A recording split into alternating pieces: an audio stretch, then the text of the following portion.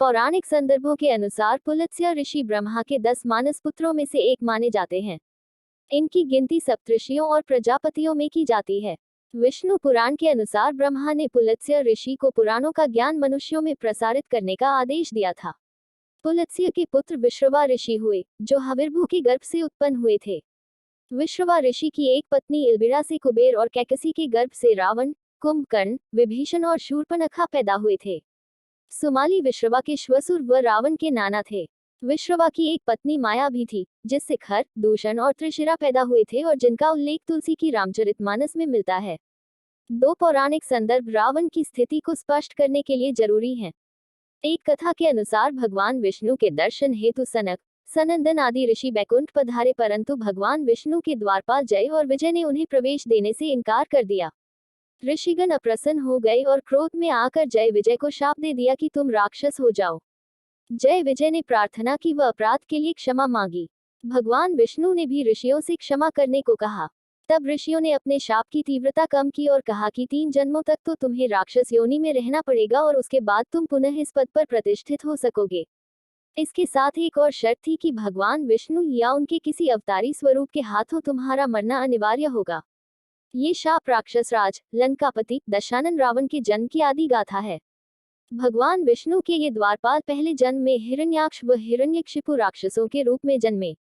हिरण्याक्ष राक्षस बहुत शक्तिशाली था और उसने पृथ्वी को उठाकर पाताललोक में पहुंचा दिया था। पृथ्वी की पवित्रता बहाल करने के लिए भगवान विष्णु को वराह अवतार धारण करना पड़ा था। फिर विष्णु ने हिरण्याक्ष का वध कर पृथ्वी को मुक्त कराया था। हिरण्यकशिपु भी ताकतवर राक्षस था और उसने वरदान प्राप्त कर अत्याचार करना प्रारंभ कर दिया था। भगवान विष्णु द्वारा अपने भाई हिरण्याक्ष का वध करने की वजह से हिरण्यकशिपु विष्णु विरोधी था और अपने विष्णु भक्त पुत्र प्रहलाद को मरवाने के लिए भी उसने कोई कसर नहीं छोड़ी थी। फिर भगवान विष्णु ने नरसिंह अवतार धारण कर हिरण्यकशिपु का वध किया था। खंभे से नरसिंह भगवान का प्रकट होना ईश्वर की शाश्वत, सर्वव्यापी उपस्थिति का ही प्रमाण है। त्रेतायुग में ये दोनों भाई रावण और कुंभकर्ण के रूप में पैदा हुए और तीसरे जन्म में द्वापर युग में जब भगवान विष्णु ने श्री कृष्ण के रूप में जन्म लिया, तब ये दोनों शिशुपाल व दंतवक्त्र नाम के अनाचारी के रूप में पैदा हुए थे। इन दोनों का ही वध भगवान श्री कृष्ण के हाथों हुआ। त्रेतायुग में रावण के अत्याचारों से सर्वत्र त्राही त्राही मची हुई थी। रावण का अत्यंत विकराल स्वरूप था और वह स्वभाव से क्रूर था। उसने सिद्धियों की प्राप्ति हेतु अनेक वर्षों तक तप किया और यहाँ तक कि उसने अपने सिर अग्नि में भेंट कर दिए। ब्रह्मा ने प्रसन्न होकर रावण को वर दिया कि दैत्य, दानव, यक्ष कोई भी तुम्हें परास्त नहीं कर सकेगा, परंतु इसमें नर और वानर को शुमार नहीं किया गया था। इसलिए नर रूप में भगवान श्री राम ने जन्म लिया, जिन्होंने वानरों की सहायता से लंका पर आक्रमण किया और रावण तथा उसके कुल का विनाश हुआ। प्रकांड पंडित एवं ज्ञाता होने के नाते रावण संभवतः ये जानता था कि श्री राम के रूप में भगवान विष्णु का अवतार हुआ है।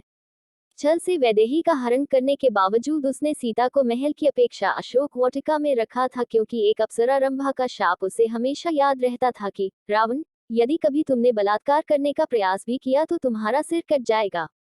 खर, दूषण और त्रिशिरा की मृत्यु के बाद रावण को पूर्ण रूप से अवगत हो गया था कि वे मेरे जैसे बलशाली पुरुष थे, जिन्हें भगवान के अतिरिक्त और कोई नहीं मार सकता था। रावण एक विचारक व दार्शनिक पुरुष था। वह आश्वस्त था कि यदि मर्यादा पुरुषोत्तम श्री राम भगवान है तो उनके हाथों मरकर उनके लोक में जाना उत्तम है, और यदि वे मानव है तो उन्हें परास्त कर सांसारिक यश प्राप्त करना भी उचित है।